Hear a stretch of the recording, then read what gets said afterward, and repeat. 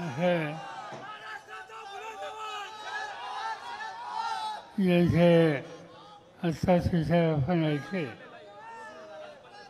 की आपल्या सगळ्यांचे खासदार आणि उद्याचे उमेदवार ओमप्रकाशराजे निंबाळकर, आमदार कैलास पाटील या ठिकाणी उपस्थित असलेले आमचे ज्येष्ठ सरकारी जीवनरावजी गोरे, राहुल मोते, प्रतापसिंह पाटील, संजय दुर्गावकर, अशोकराव जगदाळे, धीरज पाटील, संजय निंबाळकर, सक्षणाताई सरगार, अप्पासाहेब पाटील, अभिजात चव्हाण, विश्वास शिंदे, अजित फाटके पाटील, संग्राम गाडगे, मुकुंददादा डोंगरे, अशोकभाऊ मगर, राहुल वकाले, राहुल खपसे, डॉक्टर शाहफुलकर आणि अन्य सगळे सरकारी आणि हजारोच्या संख्येनं उपस्थित असलेले तुम्ही सगळे बहीण-भाऊ, देशाच्या लोकसभेची निवडणूक आली आणि या निवडणुकीमध्ये जी काही स्थिती आहे देशाची ती तुमच्याबरोबर मांडावी या हेतून आज मी या ठिकाणी आलो. गेले काही दिवस महाराष्ट्राच्या जिल्ह्यात जायचा प्रयत्न माझा आहे.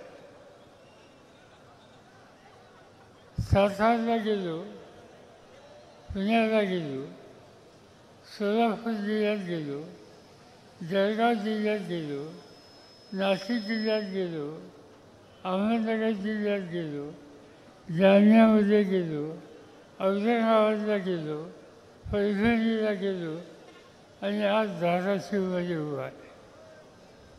त्याच्यामुळे एक गोष्ट झाली की सारखं बोलून माझा घसा बसला. पण घसा बसो नाही तर आणखी काही हो.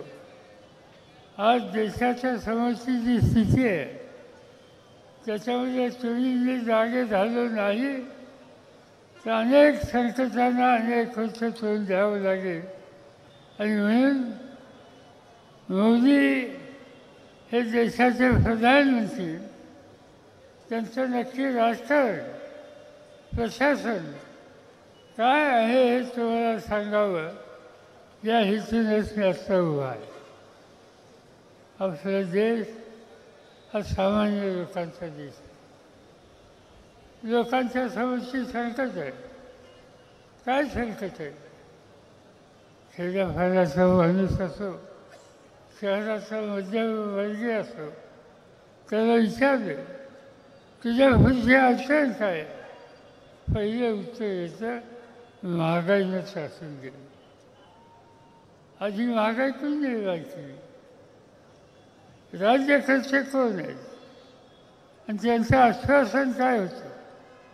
हे राज्यकर्ते 2014 साली सत्तेवर आले.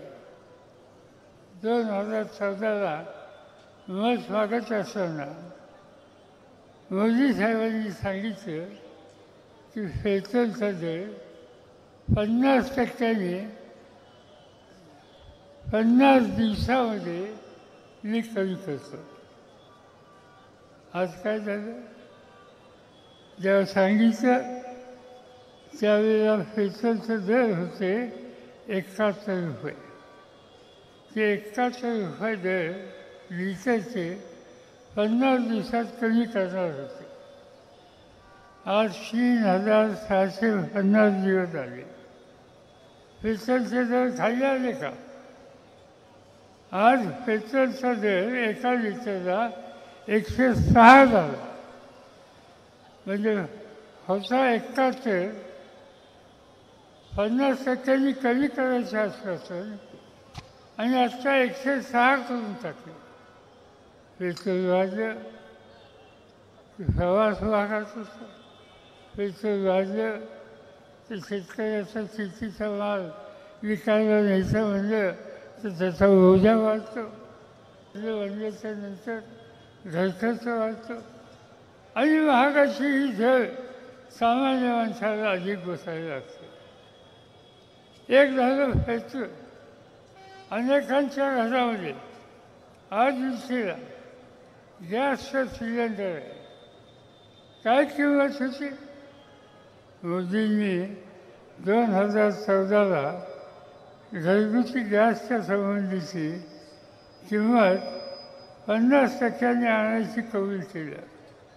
त्यावेळेला दर होता 430 रुपये एका सिलेंडरला आणि आज तो झाला 1167. हा त्यांचा हिशोब. सिलेंडरचे दर वाढले, पेट्रोलचे दर वाढले, डिझेलचे दर वाढले. सामान्य माणसाचा संसार आणि व्यवहार चालवणं हे दिवसेंदिवस अवघड होऊन बसलं. आधीच्या वक्त्यांनी सांगितलं या देशामध्ये तरुण लोक आहेत आणि तरुणांच्या समोरचा सगळ्यात मोठा प्रश्न कोणता असेल तर तो बेकारीचा प्रश्न. आज त्या बेकारीच्या प्रश्नाची काय स्थिती? या जगामध्ये एक संघटना आहे, तिचं नाव ILO, इंटरनॅशनल लेबर ऑर्गनायझेशन. कामगारांचा आणि बेरोजगार तरुणांचा सगळ्या जगाचा अभ्यास ते करतात. आणि त्यांनी असा अहवाल दिला की हिंदुस्थानामध्ये 100 मुलं जर घेतली तर त्यातली 87 मुलं ही बेकार आहेत. 87% तरुणांच्यामध्ये आज बेकारी आहे आणि त्यांना 100% रोजगार द्यायचा शब्द मोदी साहेबांनी दिला होता. त्याच्यात काही त्यांच्या ठिकाणी केलं. तर केलं काय केलं? सत्याचा गैरवापर. सत्याचा गैरवापर कसा केला? निवडून आलेल्या लोकांना संकटात टाकणं. देशामध्ये झारखंड नावाचं राज्य, आदिवासींचं राज्य, तिचा आदिवासी मुख्यमंत्री आहे. गरीब आदिवासींच्या प्रश्नासाठी अखंड प्रयत्न करणार आहे आणि त्याच्या कामाला दिल्ली सरकारने मदत केली नाही म्हणून त्यांनी टीका केली मोदींच्यावर. परिणाम काय झाला? त्या राज्याच्या मुख्यमंत्र्याला आज तुरुंगामध्ये टाकलं. मगाशी उल्लेख केला आपल्या एका सरकारने दिल्ली देशाची राजधानी. दिल्लीचे मुख्यमंत्री अरविंद केजरीवाल. अरविंद केजरीवाल 3दा मुख्यमंत्री झाले. त्यांचं वैशिष्ट्य हे की शिक्षणाच्या उत्तम सवलती दिल्या, दर नाही ठेवले, आरोग्याच्या सुविधा दिल्या, रस्ते सुधारले, परिसर सुधारला. जगाचे लोक दिल्लीमध्ये येतात. अरविंद केजरीवाल यांनी केलेलं काम हे बघण्याच्यासाठी त्या ठिकाणी येतात. आणि असं काम करणारा माणूस मुख्यमंत्री आज जेलमध्ये आहे. तुरुंगात टाकलं मोदींनी. अनेक गोष्टी सांगता येतील. पुढे महाराष्ट्रामध्ये आजच माझ्या कानावर एक गोष्ट आली. एक गोष्ट अशी आली की मुंबईच्या कृषी बाजार समितीमध्ये निवडून आलेल्या कमिटीच्या लोकांना कुठे काहीतरी आरोप झाले तर त्याचा एक मुख्य माणूस संजय पानसरे त्याचं नाव त्यांना आज अटक करून टाकली. त्या मार्केटमध्ये कामगारांचा प्रतिनिधी म्हणून काम करणारे शशिकांत शिंदे नावाचे माजी आमदार आज सातारमधून लोकसभेचे उमेदवार आहेत. ते आणि त्यांच्या सहकार्यांना नोटीसा दिल्या. निवडणूक चालू असताना लोकप्रतिनिधी असलेल्या व्यक्तीला आज नोटिसा देतात, त्याला अटक करण्याची दमदाटी देतात.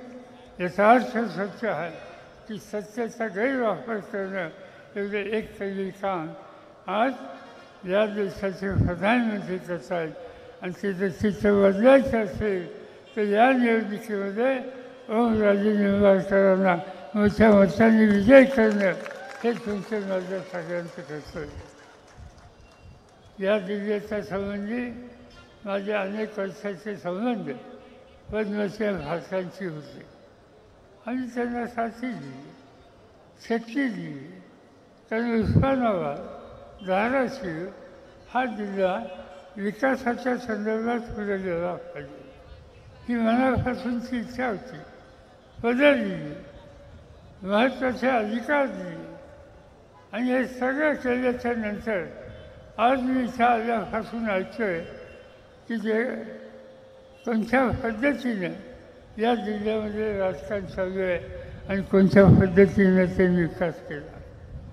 असे उमेदवार ओमप्रकाशराजे निंबाळकर यांचं भाषण ऐकल्यानंतर मला आश्चर्य वाटलं. इथे हॉस्पिटल काढायचा प्रस्ताव होता, तो मान्य केला आणि त्या हॉस्पिटल नेलं कुठं? नेलेला नव्या मुंबईला. आज धाराशिव जिल्ह्यामध्ये इथल्या गरीब पेशंटची गरज भागवण्याची अत्यंत आवश्यकता होती. असं असताना हॉस्पिटलची परवानगी मिळाली आणि ते नव्या मुंबईत नेलं आणि गरिबांच्यासाठी सरकारने दिलेली ही योजना आज नव्या मुंबईमध्ये एका विशिष्ट वर्गाच्यासाठी चालवली जाते. याचा अर्थ ज्या धाराशिव जिल्ह्याने शक्ती दिली, मोठं केलं, त्यांना न्याय द्यायचा नाही आणि न्याय द्यायचा जसा आपला कवलीचा संबंध आहे अशा ठिकाणच्या लोकांना सुविधा देण्याच्या संबंधीचं काम त्या हॉस्पिटलच्या मार्फत आज त्यांच्या ठिकाणी केलं. तर तर माझ्यासारख्याची यांच्याकडनं अपेक्षा आली होती. अनेक गोष्टी केल्या. त्यांचे चिरंजीव आमदार नव्हते, आमदार नसताना मंत्री केलं. हेतू हा की काहीतरी लोकांच्यासाठी करतील. पण आज इथं आल्याच्या नंतर त्यांचे एकंदर उद्योग विशेषतः तुळजापूर आणि धाराशिवमध्ये जे ऐकले माझ्यासारख्यांसुद्धा धक्का हा बसला. आणि याला उत्तर एकच आहे, नुसता धक्का बसून चालणार नाही, याला उत्तर शोधलं पाहिजे. अनेक गोष्टी या ठिकाणी त्यांच्या सोपवल्या पण त्याची पूर्तता झाली नाही. आणि त्याला उत्तर काय? उत्तर एकच आहे, उद्याच्या निवडणुकीच्या दिवशी मतदान करताना या ठिकाणची जी मशाल आहे त्याच्यासमोरचं वचन लावणं आणि कितीही संकट आली तर या मतदारसंघाच्या लोकांची साथ कधीही सोडणार नाही असं लौकिक जनता आहे. अशा आज ओमप्रकाशराजे निंबाळकरांना मोठ्या मताने विजय करा एवढीच विनंती या ठिकाणी करतो आणि माझे 2 शब्द संपतो.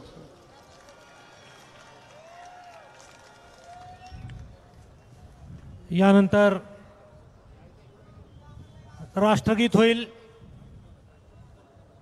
मी सर्वांना विनंती करतो की आपण सर्वांनी उभे राहून राष्ट्रगीताला सुरुवात करावी. एक साथ राष्ट्रगीत शुरू करेंगे. शुरू कर. जनगण मन